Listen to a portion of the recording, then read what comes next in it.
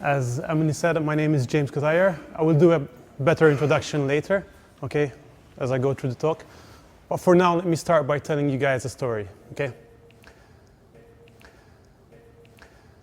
There was once a software developer, okay, a few years out of uni. He had started working full-time with a company, maybe he had a couple of years experience. And one day, the recruitment team at Google contacted him, got in touch with him. They found his online dissertation during university, and they were wondering if he would be willing to come in for an interview with them. And they were asking him if he would be interested in a core developer role. I'm not sure if you know the types of roles that are available with Google, but the core developer roles are basically the top-ranked developers at Google. Okay, they solve some of the most challenging problems, they work with some of the coolest tools, and they basically develop the coolest applications with Google, right? And of course, this guy was really excited to be given the chance to participate to this interview, and of course, he said yes.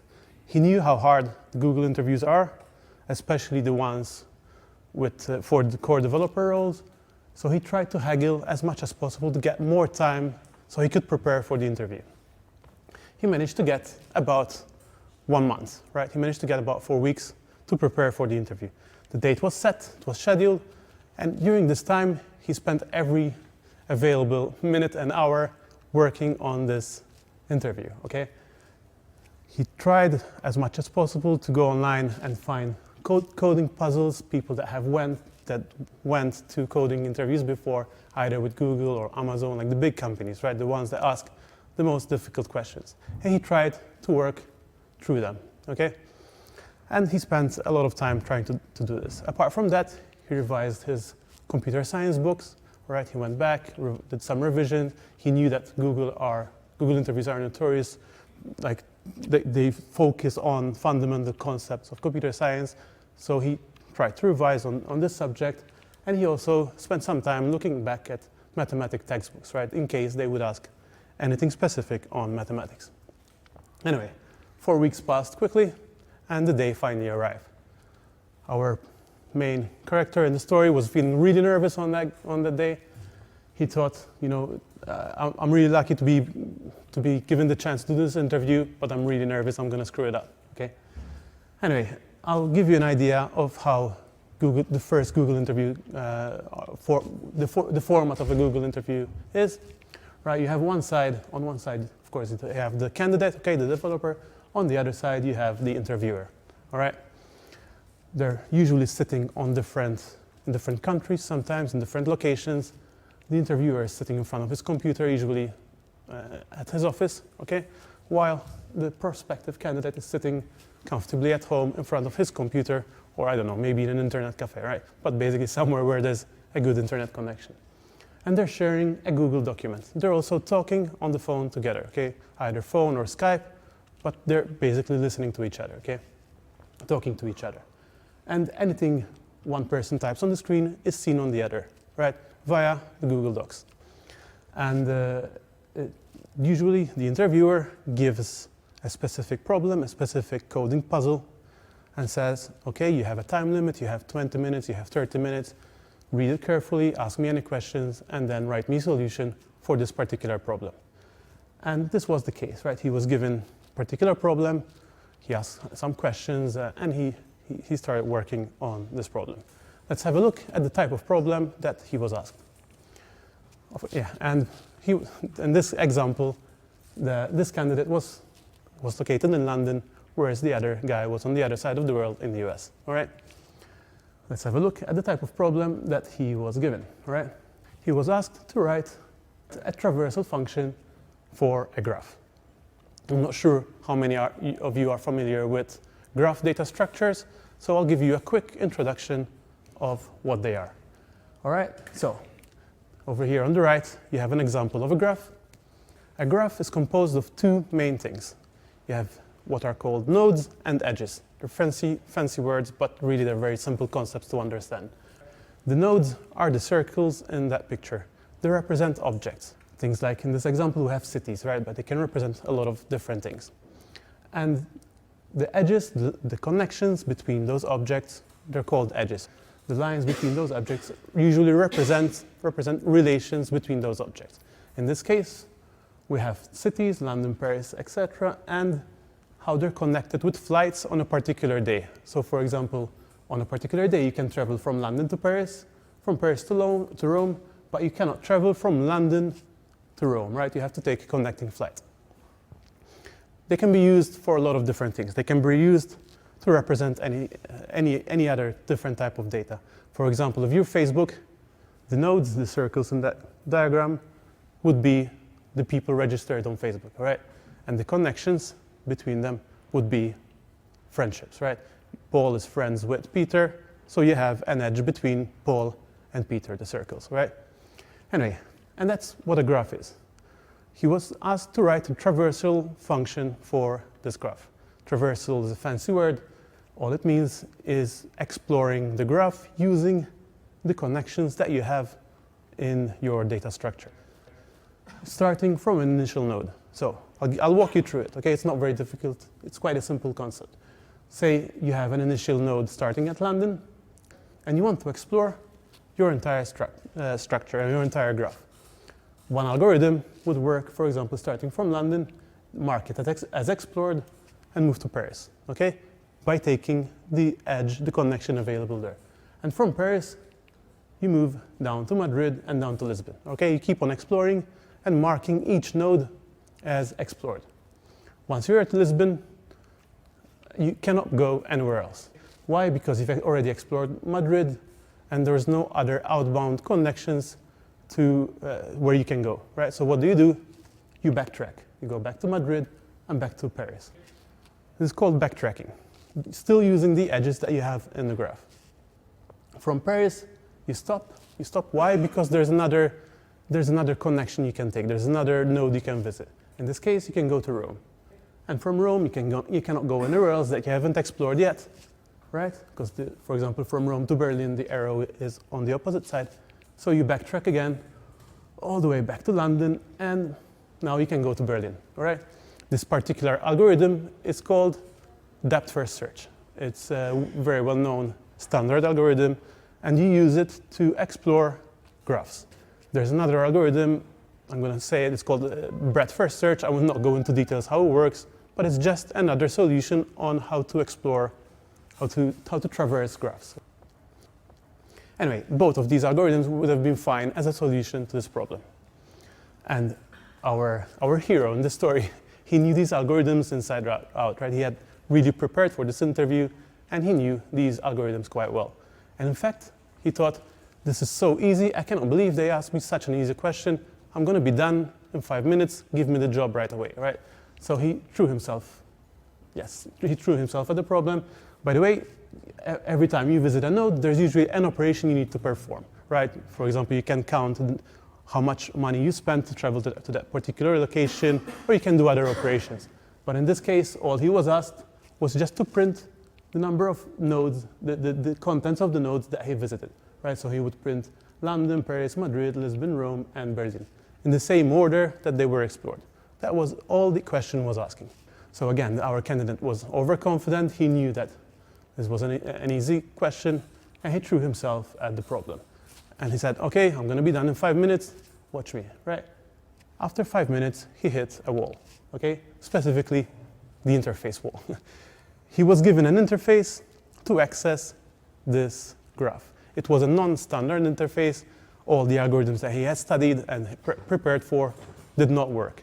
Basically, this interface limited your operations to what you could do. For example, you couldn't backtrack, the procedure that we saw before, right? When you go in Lisbon, you go back to Madrid after you don't have anywhere to go. So it limited you to what you could do, so he couldn't use the standard algorithms. Even the other algorithm did not work because it did not let you jump to a random specific node. And suddenly, he started to panic, right? He thought he was really prepared. He thought the question was really simple, but it wasn't. It was a trick question, right? And he started to panic. He had a mini panic attack.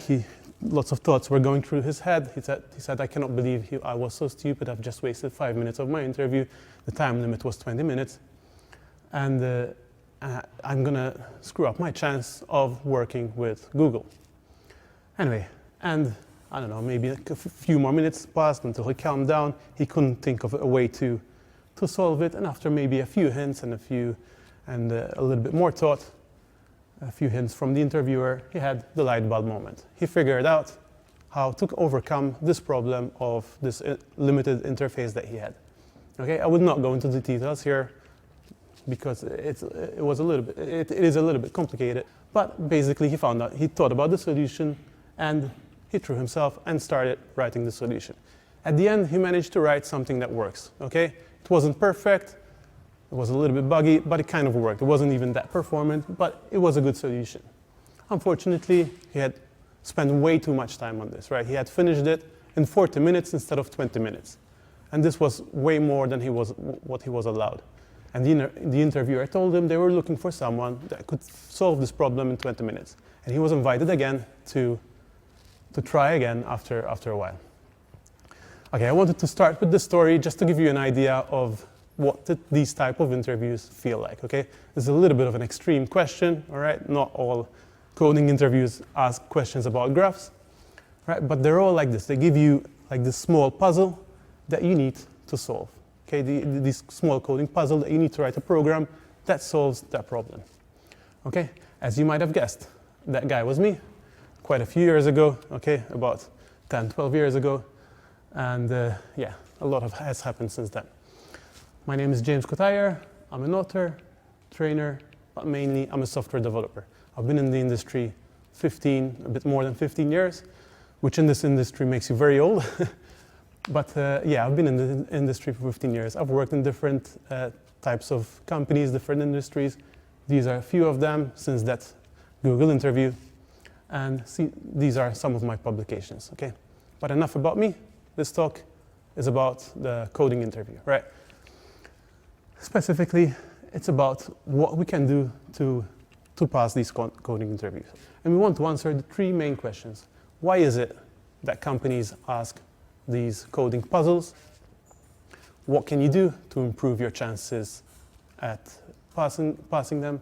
And how do you go about solving some of the problems? This is the second part of this workshop where we'll see some of these problems and you'll have a go at solving them, right? Okay, let's start with the first question. Why is it that companies ask these type of questions, okay? And in order to answer that question, we need to understand what companies are looking for, okay? So everybody meet Amy. She is the perfect developer, okay? She over a number of years that she has worked as a developer, she has gained a lot of experience and knowledge that makes her a really good developer. Any tech company would be really lucky to have Amy on board. So what is her skill set? Let's have a look. You'll be surprised to know that half of her skill set is not technical at all. It has nothing to do with technical skills. These are soft skills, right? These are the things like good communication, being a good team player, working well with other people, and in general having a positive attitude. It used to be, maybe, 10, 15 years ago, it used to be fine to hire someone that is completely socially awkward or completely impossible, that he would not work in a team with other people. And just hire him, put him in a corner, give him the project. 6 months later, he will deliver the perfect software for your company.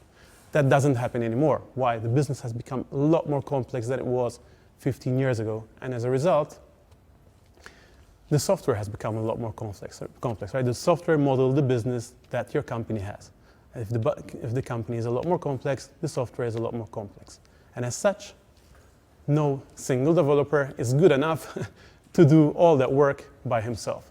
So typically a company hires a team of developers. Numbers are usually between 5 to 10 people, right? Developers working together towards achieving the same goal. And as a result of these skills are really important, right? As I said again, communication, collaboration, and positive attitude. But there's others, right? The ability to listen to people, the ability to understand where other people are coming from, or to convince other people. I just listed the main ones. But this talk and this workshop is not about this at all, okay? It's not about soft skills. The good news is that if you don't have any of these skills, you can learn them, right? You can learn them. You don't need a PhD to learn these skills. You can buy a self-help book, go to some talks, go to some meetings, right, and improve these skills. Just final note about this, companies have started to test about these skills too. It used to be that anyone that could type a little bit of code would get a job. Now you need to have good soft skills too. Okay, the next set of skills that Amy possesses are the technical skills. Okay, these are things like programming language. I have the example over there of the Ruby icon, and that's supposed to be Java, right? The coffee cup.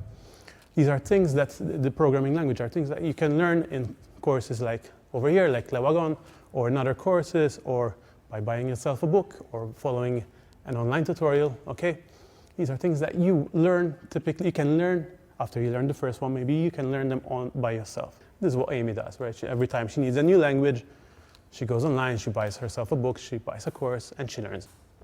This also includes the use of the skills of using tools. Tools like databases, tools like, I don't know, message skills. Every time there's a project that requires a new tool to be learned, she researches. So maybe, I don't know, there's a project that comes up, she needs to learn how to use NoSQL, right? A database that doesn't use SQL. She's never used one before, she downloads the documentation, she follows a tutorial, and she learns it. The other skills that Amy possesses is the stuff that, again, she uses on a day-to-day basis, just like programming languages and tools. However, it's stuff that she didn't learn anywhere. It's stuff that she has experienced over the years. This is a bag of experiences that she has gathered from various industries and various companies, all right, that have helped her in the past, right? These are problem-solving skills. In the past, she has a problem, maybe someone else has solved it, or she solved it with someone else, and she has put that memory in a bag to use it in the future. And now that she has all those experiences, whenever there's a new problem, she puts on her problem-solving hat and digs in her bag of solutions, finds the right tool and solves the problem. She can only do this because she has the experience, right? This is the reason why there's a difference between a junior developer and a role that is a more senior. Because over the years, you gather this experience on how you can solve problems, right? Or how you can design a new architecture, for example. Okay, the last skill set that Amy possesses is maybe the hardest to obtain. Okay, this includes knowledge and skills in the computer science subject. Things like data structures and algorithms, mathematics, AI and data mining, networking, and multiprocessing theory. Okay, these are things that Amy has learned at university. But just because she learned it at university, it doesn't mean that you cannot learn it anywhere else, right? You can take specialized courses, you can follow online courses, you can buy yourself a book, right? But these are the things that require a little bit more time to learn, okay? And also, these are the things that you forget quite easily, right? Because you don't use them, you typically don't use them on a day-to-day basis, okay? Typically, it's not every day that you need to implement a binary tree. It's not every day that you need to use a graph structure, okay? But at work, whenever there's a problem that requires knowledge of these tools, you can distinguish the people that have these skills and don't, right? Every couple of months or every 3 months, you meet a problem that requires skills in these areas, okay? So these skills are useful not just to pass interviews, but also in your job, of course. And this is the area that the coding interview puzzle focuses on. When they give you a problem, it usually hits skills in this area, okay? Things like data structures and algorithms, mathematics, depending on the type of job that you're applying for. Why is it that it's only hitting this area, right? Why is it? I mean, if you, on a day-to-day basis, if you just use a database and Ruby or whatever language you develop in, wouldn't it be better to focus on those skills if you, after all, you use them every day, right? Whereas this, you use them once every couple of months. To understand that, you have to realize that the interviewer has a limited amount of time until he can make up his mind whether to hire you or not, okay? And the rationale here is that if you know how to do a graph traversal, if you know how to balance a binary tree, you'll probably be okay learning Ruby, even if you don't have Ruby in your CV. You'll probably be okay knowing how to use a database, right? If you can balance a binary tree, you know how to use you can learn how to use any tool that you require. And that is the rationale. Whether it's the right one or not, it's debatable, okay? Does that mean that if you don't pass these interviews, you're a rubbish developer?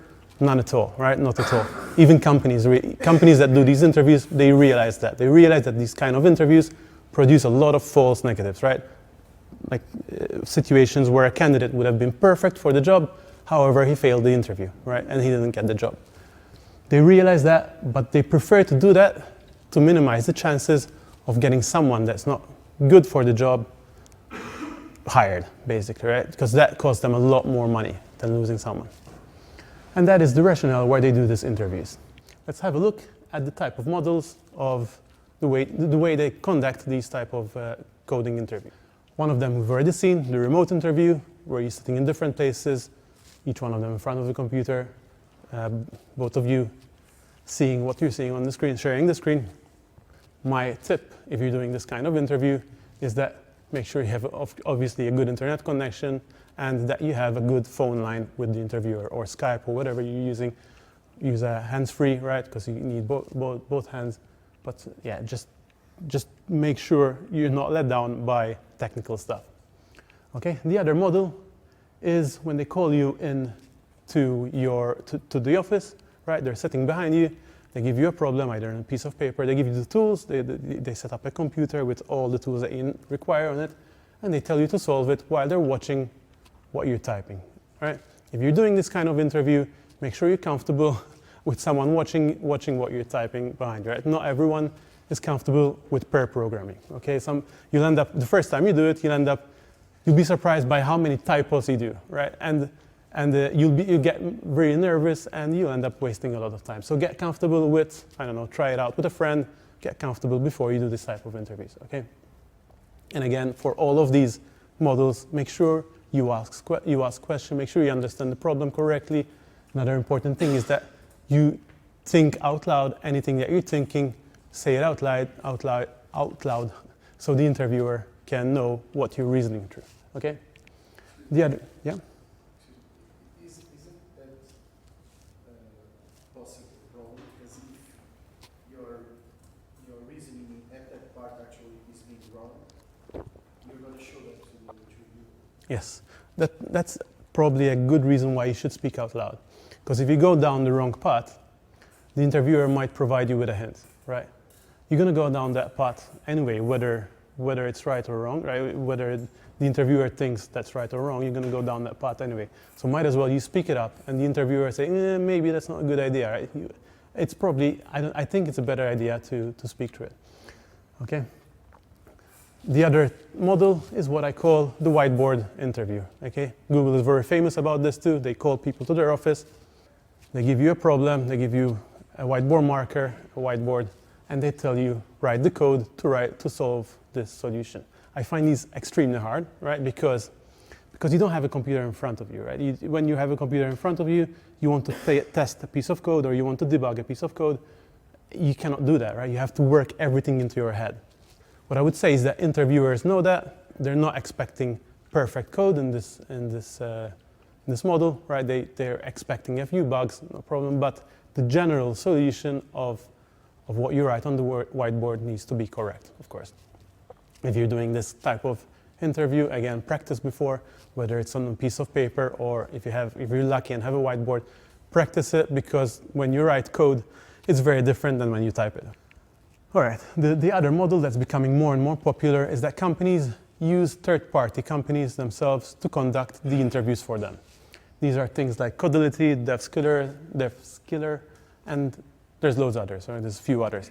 The company outsources this job, this responsibility. They give you an account, you sign up with Codility.com, you log in, and you get a web application where it asks you a number of these coding puzzles in a time limit. Amy, in this example, would log in, and she would get a few of these puzzles, each one of them typically she needs to solve in 30 minutes, and then she submits it. It's not an interviewer that grades these solutions, but it's a program on the server. So the program on the server runs a number of tests on the solutions that you provide, and it will tell you, it wouldn't tell you anything, it just accepts it, but it will tell the interviewer the scores of whoever passed and whoever didn't, right? So for example, they would get, Amy got 100%, whereas James got a 60% or whatever, right? He would get a final report at the end once everyone has submitted his solutions. Okay, now that we have seen why companies ask these kind of questions and seen a few models and a few tips, what can you do to improve your chances at passing some of these interviews? My first and I guess the strongest recommendation that I have is that you throw yourself at the problem, okay? Go online, find as many problems as you can, and try to solve them, all right? This is learning by doing. The chances are when you get to the interview, you're gonna get a similar problem that you have already solved. And of course, having that, if you've done that, it will help you a lot in your interview.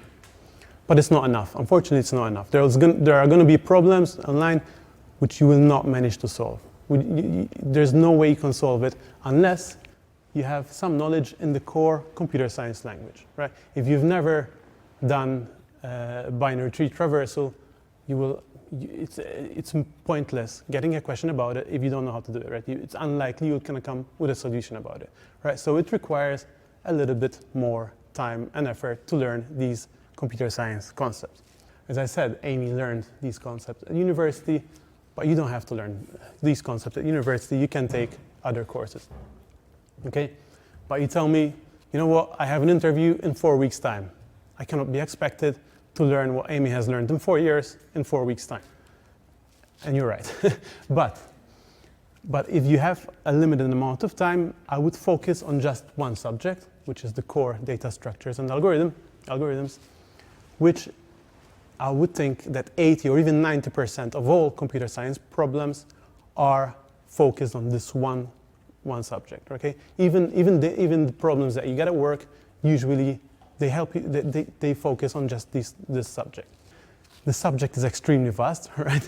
You can spend an entire degree on it, but if you just know the basics of it, just the basics, the very basics, how a stack works, or how a linked list works, or what's a binary tree, I keep mentioning it, or a graph, like how do these algorithms work on top of these data structures, it would hit a lot of these computer science, of these coding puzzle problems, okay? So yeah, my suggestion is to focus on just this subject. So get yourself a book about data structures and algorithms. There's loads of them out there. Either get yourself a book. A book is not for everyone. You can take a specialized course, find maybe something similar to what Wagon does, but focuses more on this one subject, or even buy yourself online video courses, okay? But you need to invest time in this, okay? It's not something you just watch a YouTube video and learn it, right? No, you need to invest time and effort, of course.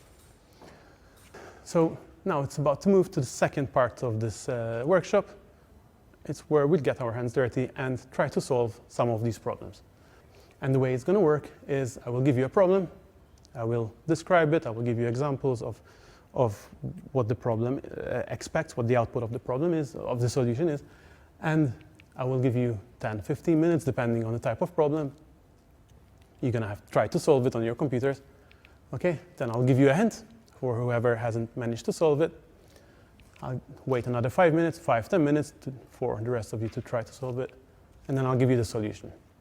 So shall we have a go? Yeah? Does everyone have a computer? We actually have to code now, right? Sorry?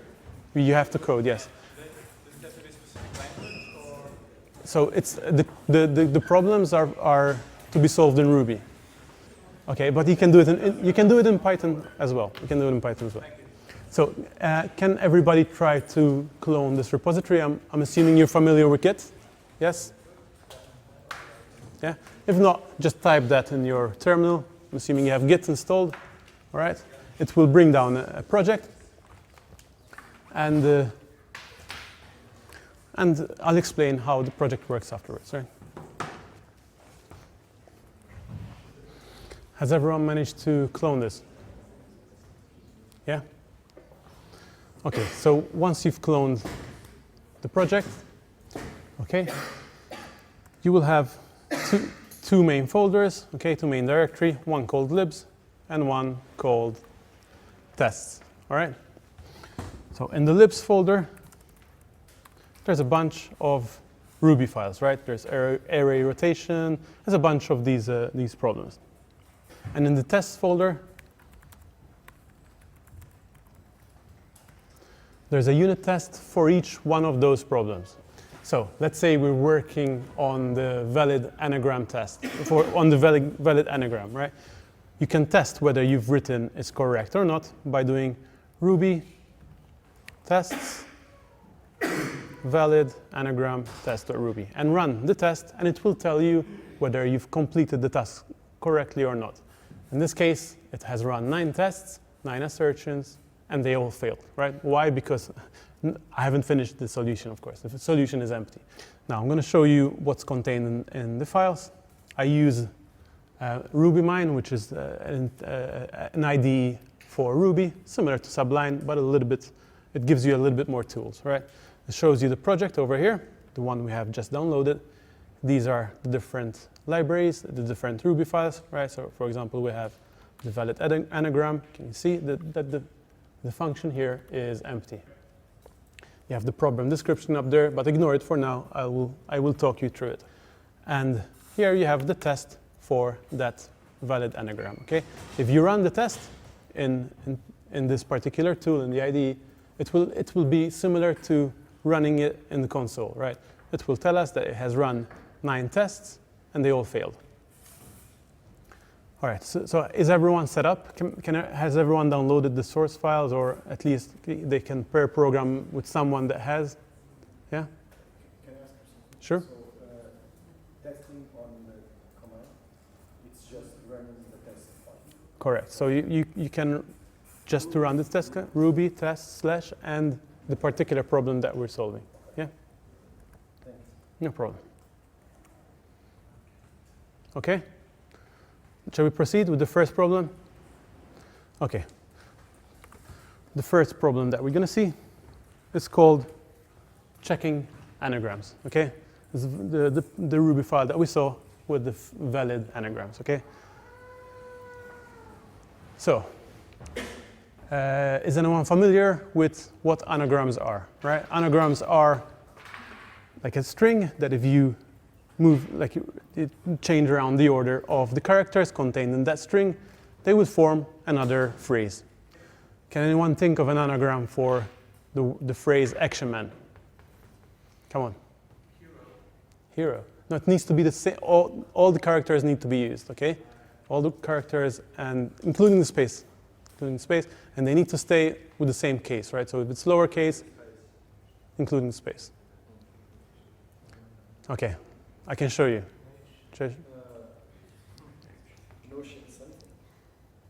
There might be more than one, but I know about only one. Okay.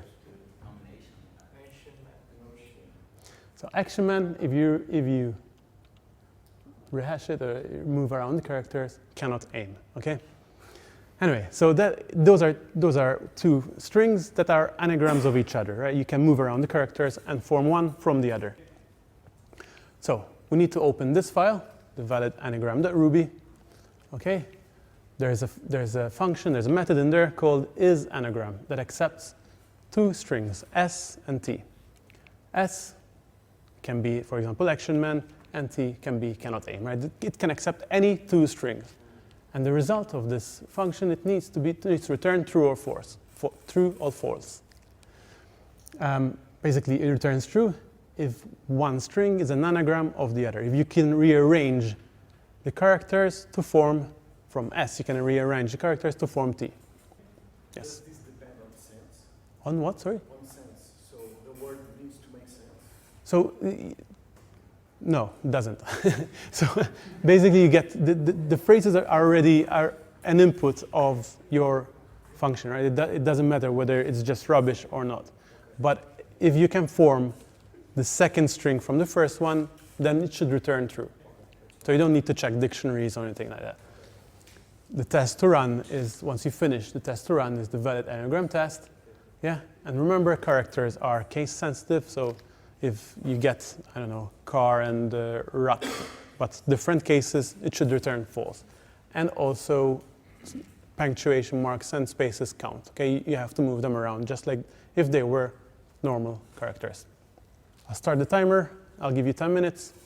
See if you can solve it. Any questions? Yes, so the characters need to be used, right? All the characters need to be used. So the special characters also need to be Special characters, yeah. And the case matters also. So The case matter is correct, yes. the big C is a big C. So Exactly, yeah. The other restriction, just to make your life a bit easier, it's only English characters, right? No, I don't know, no Chinese or anything like that. Just English standard characters, okay? Not even Portuguese.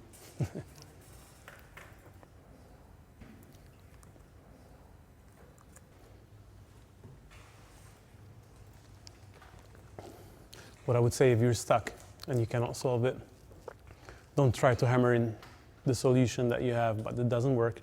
Take a step back and try to think from a different path, okay? If you go down one path and you keep on hammering at it, you're not gonna get anywhere. You need to step back and try to find another solution, yeah? All right, let's have a look at a hint to solve this problem, okay? I'll give you guys another few minutes afterwards after the hint, okay? Let's see if this works. Okay, who has heard of what an ASCII table is? Good. Okay, so an ASCII table is a conversion between characters and numbers, okay? So every character that you can type on the keyboard has a number representation. So for example, A, character lowercase a, has a number, is represented by number 97, right? B is 98, C is 99.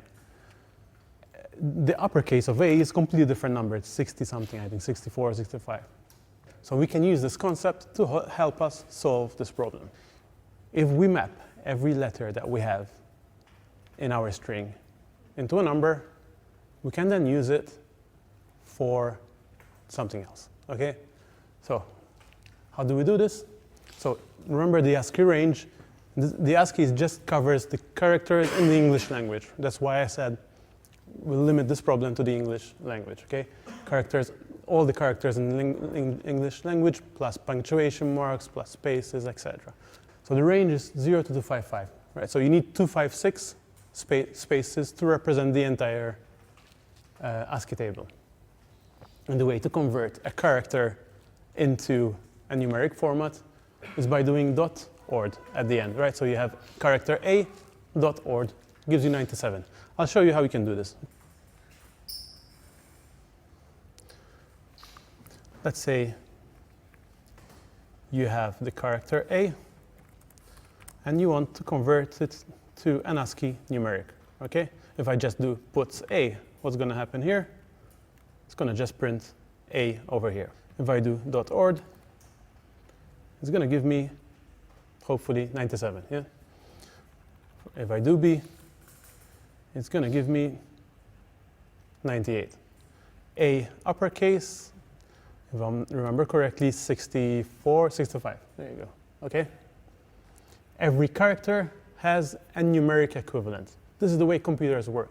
Computers don't know anything about characters, right? Everything is converted into numbers, including images, including every single thing is converted into a number. And that includes ASCII characters. How can we use this ASCII table to help us solve our problem? I'll restart the countdown timer. You guys think that hint helps, or are we still lost? Okay, let me give you guys the solution. Time's up. Has anyone managed to solve it? I know a few of you have seen it. Okay. All right, so. Okay, so let's pick an example and I'll show you how the solution works, right? So we have two strings, S and T, two anagrams of each other, the eyes, they see, yeah? And we allocate an empty array of size 256, one for each position in the ASCII table, okay? And we start, and you see that the indexes of this array are, each one of them represents a character, right? So for example, 97 is A, and we initialize the array to 0, all the counts to 0. We start processing the first anagram, the first string, S, and we process it from left to right, so T, and we increment the value T. We say number 1, okay? We add +1 on that value. We move on to pointer, and now H becomes also 1, right? We increment 0, and we do +1. E, we increment, and it's 1. E as space, remember space is a character, has an ASCII value of 32, and we increment it as 1. E becomes 2 now, right? Y becomes 1, E becomes 3, S becomes 115, right? And then we do another loop on the second one. Okay, it doesn't need to be a nested loop, just 2 separate loops, one after the other. And this time, instead of adding, we subtract. Okay, so on the T, we subtract to 0. On the H, we subtract from 1 comes 0. On the E, it becomes 2. Now Y becomes 0, space becomes 0, S becomes 0, E becomes 1, E becomes 0. At the end, if the array is all 0, they're anagrams. You don't actually need to check the entire contents of the array. What you can do is, while you're going through the array, if any of them ends up being negative, you just fail. So, for example, this example of day C, but with an A instead of an E, once you get to it, it will be -1, and you just throw false. Okay, you just return false immediately. It's not enough to just do that, because if it's a different length, none of them will be -1. So instead, you just do an extra check at the end to say that the lengths are the same. Okay, I'll type the solution. I also liked that there were different types of solutions. Someone tried to sort it, for example, tried to sort both strings and then comparing them. That works too. That's actually a very good solution. What I would say is sorting is quite expensive. It takes quite a little bit longer, whereas this is just n, right? It's just you're going just a string through the string once, okay?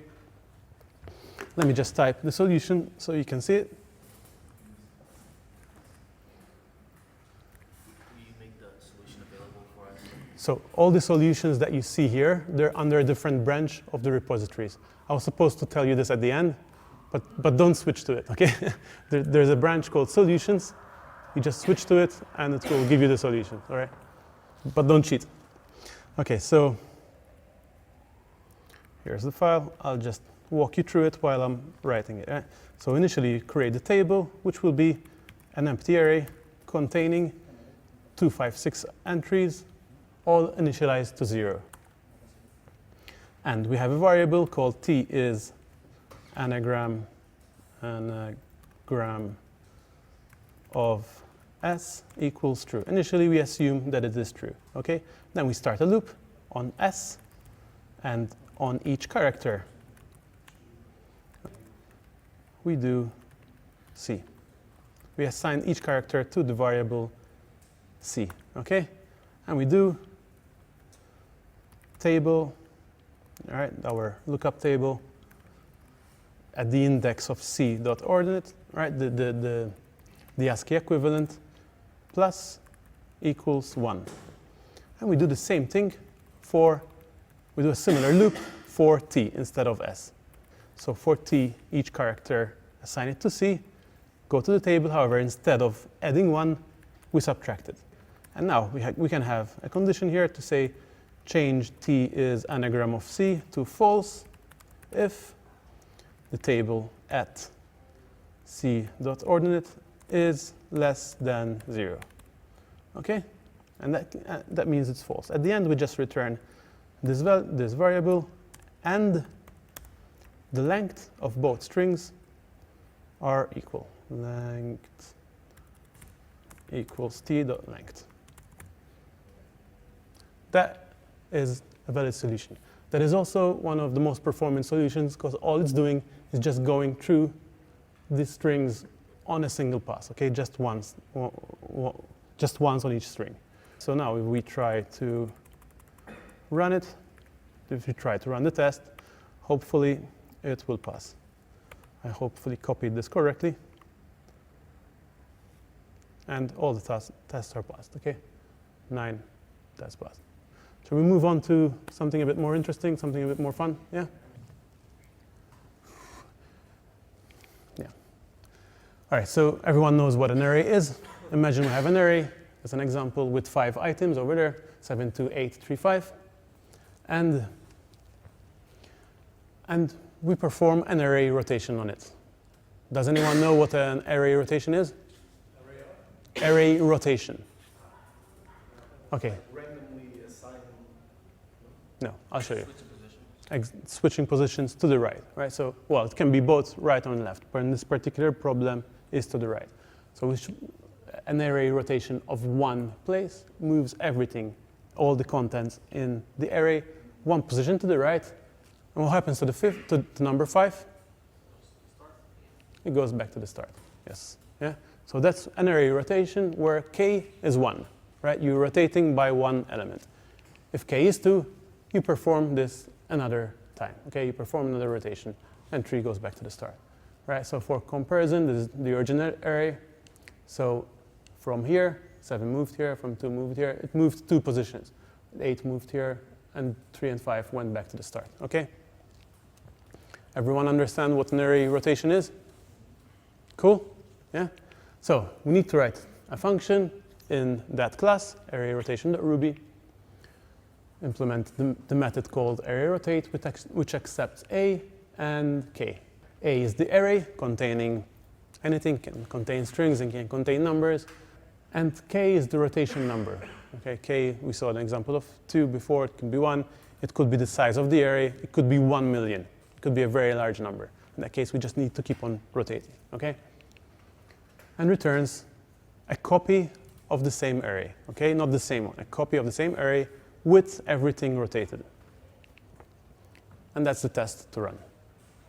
Everyone understood the question, the problem? Do we have any questions? No? We start the timer.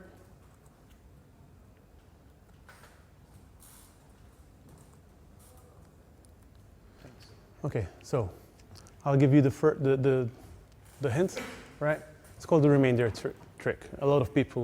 Few people have guessed it. Right? This is a type of problem that it's really, really hard to solve unless you know the simple trick.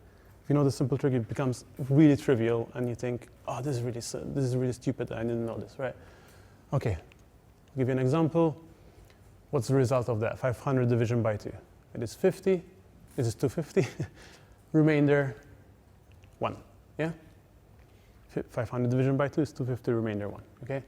What is 501 divided by 10? It's 50, remainder 1. Okay? What is 905 divided by 10? 50, remainder 9. Is there any way that the remainder can be larger than the divisor? No. No. Yeah? That's just solid math. You cannot have a remainder of 10 or 11, right? It's just impossible. Right? If you're dividing by 10, if you have a remainder of 11, it's impossible. You would have a higher number here. Right? And for example, if you have 510 divided by 10, it will give you 51, remainder is 0, right? So basically, when you're using the modulus, when you're using the division and extracting the remainder, you're kind of squashing your space, right, to something that fits. And here, if the way you do it in Ruby is to use the modulus operator. The modulus operator in Ruby just gives you the remainder part, this bit. So 509 remainder by 10 gives you 9. I'll give you a few, I'll show you how you can do it in the code. So if you have puts 501 modulus 10, it should give me 1, right? Why? Because 501 divided by 10 gives us 50, remainder 1, okay? And if I do that, it will also give me 9. Once you know the simple trick, it becomes really easy to solve. I'll give you 5 minutes for this because now you should be able to solve it really quickly. Yeah.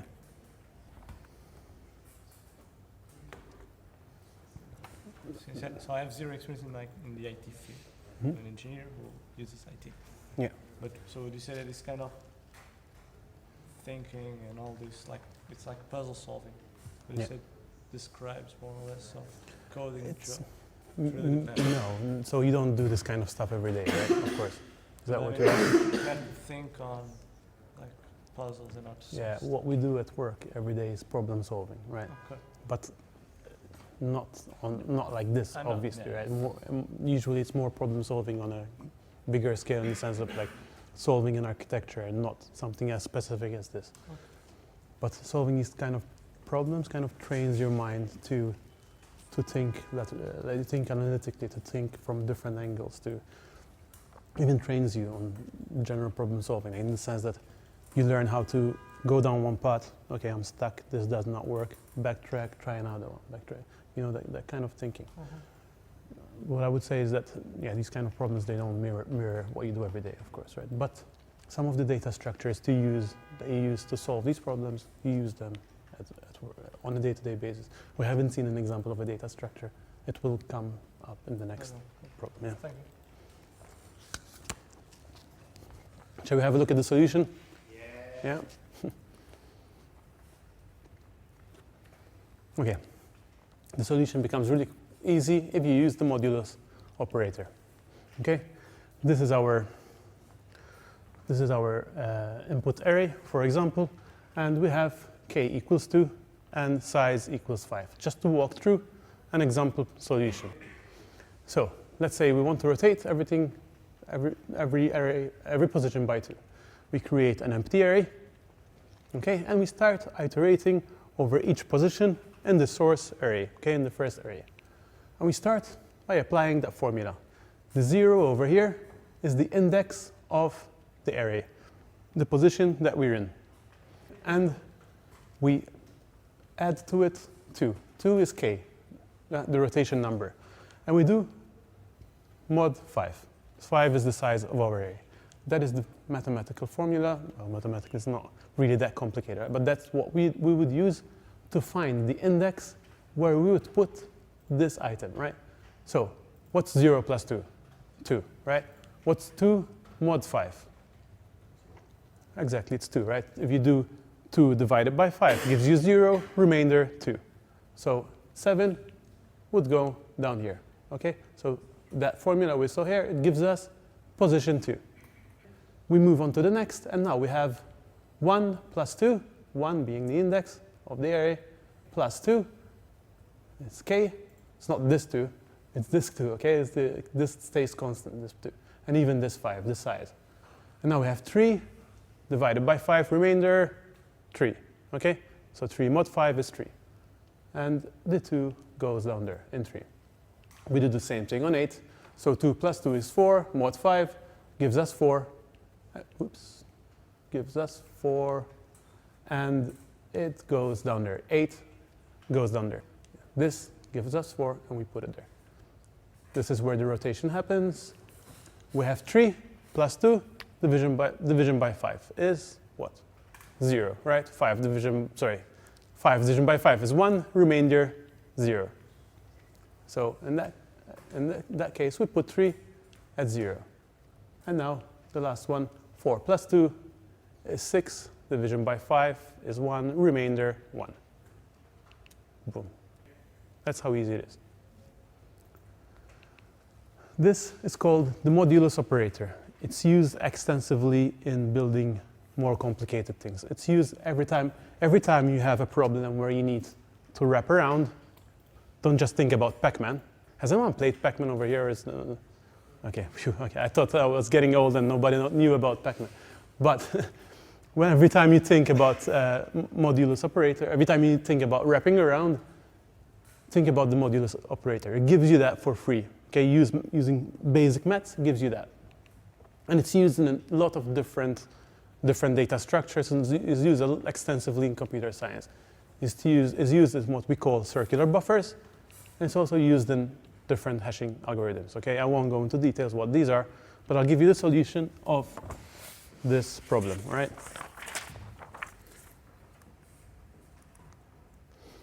The plan, since it's getting a little bit late, is to work through one more problem, okay? And then maybe I'll define another problem and you guys work on it at home. What do you guys think, yeah? Okay, so I'll give you the solution for the array rotation. It's quite quick. You create a new array. Let me just make some space. You create a new array, okay? An empty array dot new with the size the same as A, all right? That's just an empty array over there. And then we just iterate over A, over the size of A. So we have I, the index of 0 to A dot size minus 1, all right? Because the array stops one position less than the size. We do. This is just iterating over every single item in the array. And we say result at position I plus k mod A dot size. This is the equation that we saw on the slide. Equals A at position I. And that's it. All right? And we just return it. 4 lines of code, problem solved. Let's try it out. Let's see if I can copy correctly. Run the test. 7 tests passed. Excellent. Yeah. The array were letters. It's the same. It's the same because we don't care what the contents of the arrays are is. We're only using I, which is the index of each array, right? Yeah. You can have anything in the array. Okay, let's move to the last problem, and then we'll see where we can take it from there. The problem is called nesting, okay? It has nothing to do with Twitter. Anyway, so imagine we have just an alphabet of 6 characters, okay? Open and close round brackets, open and close curly brackets, and open and close square brackets. Those are the only characters allowed in our strings, okay? We cannot use any other characters. And we have a string as an input to our function that contains just that alphabet, okay? And in this case, we have that particular string starting with a square bracket, round bracket, and it's closing everything. That is a correctly nested string. Great. You guys see that it's nested every bracket that you've opened, you've also closed it in the right order. This, on the other hand, you're kind of closing the square brackets before you're closing the round brackets. So this is a badly nested string. This is a good or not? Yes, it's good. Correct. This is star. Yeah, great. This one? It's wrong. It's wrong because you're opening before you close it, right? You get the idea. What about this one? It's correct. It's good too, right? That's great. You're guessing where this is going. We need to open that Ruby file and implement that function that accepts one of these strings, yeah, and returns true or false, depending whether it's properly nested or not. Whoever gets this right, I'll buy him a beer. Yeah? And that's the test for it. You gotta buy that kid a beer. He got it right already? Damn it. Now everyone's going to copy the solution and it cost me a fortune. Okay, we're out of time. I'll give the hint, right? So you will find this problem extremely difficult to solve unless you know of a particular data structure, okay, called a stack. Who knows what a stack is? Yeah, the guy that solved it, right? No, you know what a stack is. Did you solve it? No. Okay. So, a stack is a very simple concept, right? Imagine you have a stack of papers, always piling on top, right? It keeps on increasing. You can only have 2 operations on a stack. You can either place on top or remove from the top. It's that simple. It's the simplest, one of the simplest data structures there are, okay? In technical terms, we say push X, you put on top of the pile, and you say pop X. But pop gives you X back, right? You push on top of the pile, and you pop from the top of the of the pile. It's a very simple operation. It's a very simple data structure. Let's see an example. You have a stack unit in Ruby. You initialize a stack by creating an empty array, stack equals empty, and you say stack.push green price. I put green price over there because we're going to put in the garage a green price. Yeah. And then you can push a red sports car, right? Go in the garage, and you can pop. What's going to happen if you do a pop? It's going to take out the red sports car out. Yeah. In fact, stack.pop will give you the string red sports car. Okay, I can push a classic car. I was having some fun doing these animations, okay? And then you can do stack.pop, and it will give you back the classic car. If you do stack.pop again, it will give you the green price. Use this concept. You can use this concept to solve the nesting problem, okay? I'll give you another 5 minutes, and then I'll give you the solution.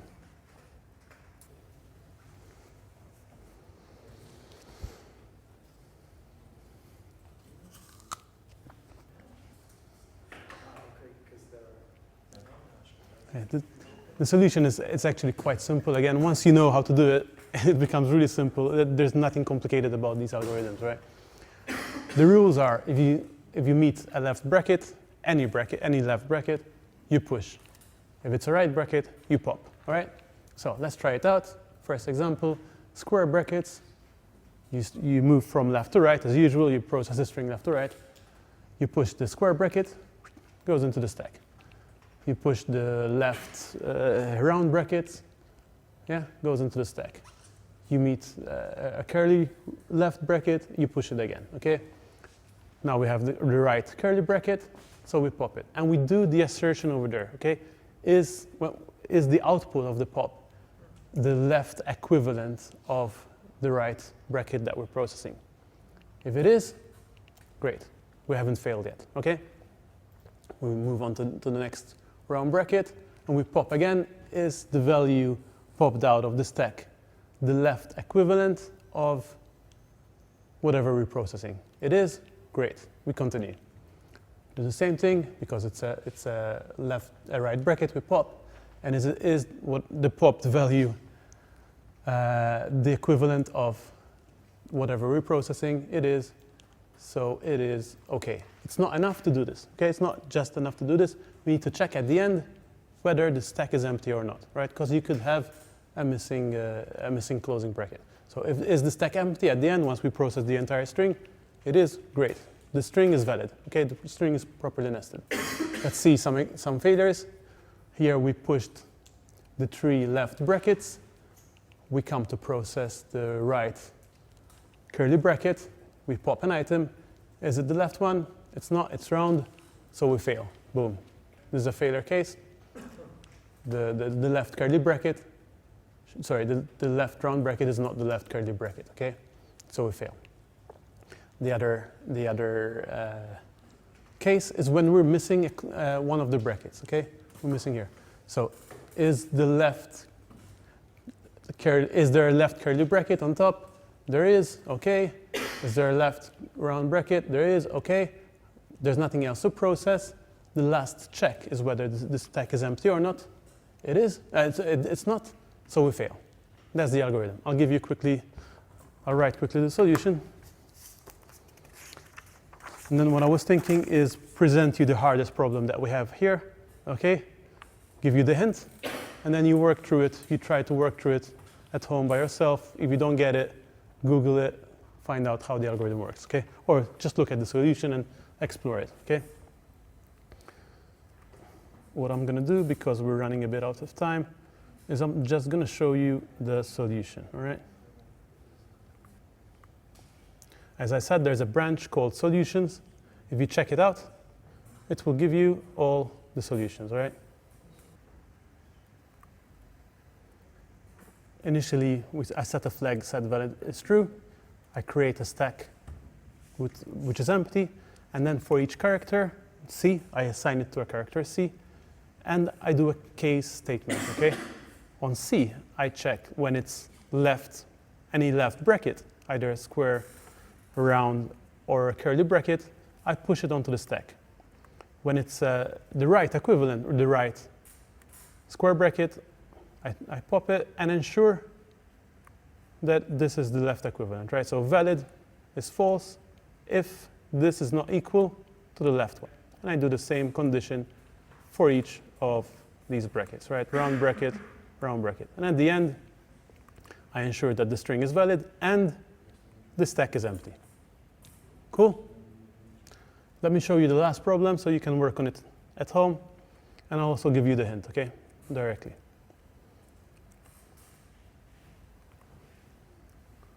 This is a real question that I was asked in my previous job, well, before my previous job, in the interview, my previous job. It was one of the questions, okay? It wasn't the only one. It's called the missing +2. I don't know what's it called. I just called it this way because nobody told me what it was called, but I called it missing +2. Again, we have an array with numbers, always multiplying by 2. Sorry, always adding 2, okay, to each array. So we start at 0, and we have 2, 4, 6, 8, 10. Guess what? There's a missing number here. There's 12 missing, right? And then 14, 16, 18. The task of this job is to find that missing number. 12 is missing. So find and return the missing number. Sounds really, really easy, okay? I know you're thinking, why is this hard? Why is this hard? What's the problem with this? That is the Ruby file, that is the function, that's the array, okay? Accepts the array, returns the number that's missing. And the test to run is this one. I know what you're thinking. This is the solution that you're gonna write, okay? This is the hint, so you'll see it. What you're gonna do, first thing you're gonna do, is you start left to right, and you start checking each one of them. As soon as you have a jump more than 2, you will say, oh, there's a missing number here, and you just return it. That's not gonna work, because there's a test that populates this with about 1 million numbers, and it will detect that your solution is too slow, right? And it will fail the test. The problem is that you're doing an algorithm that's too slow to solve. If you give the solution in an interview, you will fail. Okay, well, if they're looking for that kind of solution, you need to write a solution that's more performant. And this is what you need. This is the hint that I'll give you, okay? So yeah, the algorithm here has, in geek speak, we say, has a runtime complexity of n. It has a linear runtime complexity, which means it's going over all its input, and it scales proportionally. If you give it 1 million items, it's going to take 1 million times, okay? And n is the length of the array. We can do better. How can we do better? I have a prop for this. I'm trying to learn Portuguese, yeah? If I'm looking for a word, I don't go and flip through every single page, right? Otherwise, it will take me a lifetime to find what I'm looking for. A dictionary is ordered, just like our array. The array is ordered. What I usually do is open it in the middle, and I'm like, twig, no, that's not the word I'm looking for. And I go to the left, not landscape, it's not what I'm looking for. And I go to the right, and I keep on doing that, left, right, until I find what I need. That is how you would solve it. It's called a binary search, right? When you're solving this and you're stuck, have a look at the algorithm of how binary search works. I'll show you how much a binary search is faster than a linear search, right? So the method of starting in the middle and going left and right, I'll give you some theory of how much faster it is. If you have an array of size 9, the linear solution, the linear search, when you're checking one item at a time, is going to take you 9 tries. Imagine you take 1 second every time to look up a number, it will take you 9 seconds. The binary search, you can do it in 3 operations. 3 seconds, exactly. 1,000, this is going to take you 1,000 seconds. Binary search is going to take you 10 seconds. 4.3 times 10 to the 17 is the number of seconds in the universe, okay? If you had to do a linear search, it's going to take you the entire lifetime. Seconds in the universe. Yes, it's going to take you the amount of seconds in the universe, okay? I don't know, I Googled this, yeah, I think it's correct. I hope it's correct. Whatever, it's a big number, right? Try to guess how fast the binary search is going to be in this particular case.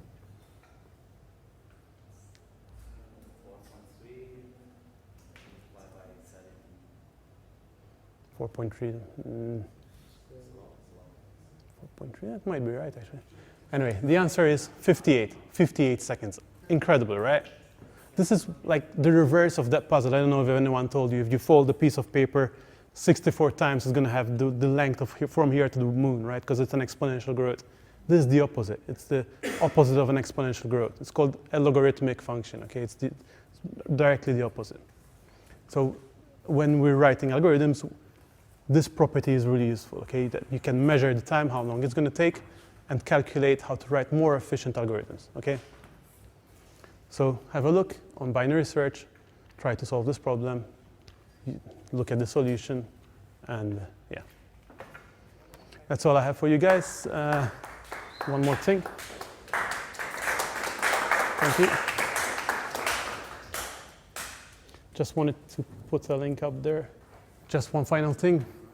Please visit my blog, leave comments and suggestions on how I can improve. And what, sorry? Very nerdy stuff. It's nothing cool at all.